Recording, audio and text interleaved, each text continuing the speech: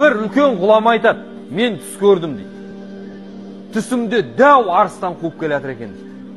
Ай, өлген жерім осы екен ғой деп ойлап тұр едім дейді. Алдымнан бір құдық шықты дейді. Жаңағы ескі құдыққа қойып келдім дейді. Құлап баратырмын, қолымды сермеп жатырмын. Bir кезде дейді, жаңағы құдықтың ішінде өсіп тұрған талдың тамырынан шап беріп ұстап қалдым дейді. Құдық терең екен дейді.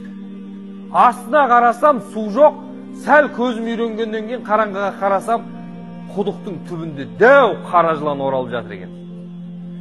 Жоғары шықсам бекен деп қарасам, жаңағы арыстан айналшақтап ол да кетпейді дейді жаңағы құдықтың төбесінен.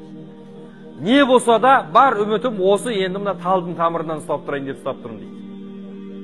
Сөйтсем мен ұстап тұрған талдың тамырын ақ тышқан мен қара тышқан кеміріп жатыр екен.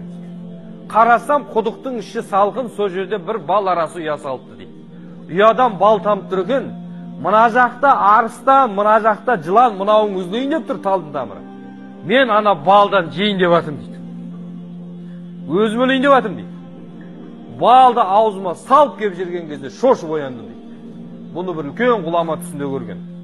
Сөйтсем мені қуып жүрген арыстан бұл ажал екен ғой дейді. Ал мен құлап кеткен жаңағы құдық, бұл қараңғы қабір, ішіндегі жылан, соның азабы, адамның осы отырған бәрі білетті осы нәрсенші. Және біздің бар сенген күніміз, өміріміз, уақыттарымыз күн мен түн жеп жатыр да, оны ақ тышқан мен қара тышқан сияқты. Жеп жатыр. Оның үзілетінін барлық адам біледі. Бірақ ең қауіпті нәрсе, ең қорқынышты нәрсе қашан үзілетінін білмейміз. Құрандағы ең қорқынышты аят қайсы деген кезде ғалымдар айтады. Құрандағы ең қорқынышты аят адам баласы қашан және қай жерде өлетінін білмейді деген аят. Және жаңағы кісі осындай жағдайда жүріп бал жеп тұрған сияқты, артымызда ажал, алдымызда қабір, өміріміз бота бітіп жатыр. Соның бәрін біліп тұрып, мына дүниенің балына алданамыз. Күнәға алданамыз.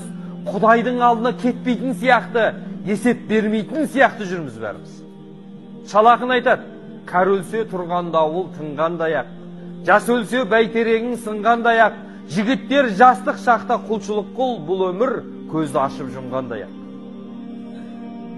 Шорабек ақын айтады, ешкімді ажал арттан қуған емес, алдыңнан тосып алып құрықтайды, өлімді ұмытпайық, о жамағат, өйткені өлім бізді ұмытпайды.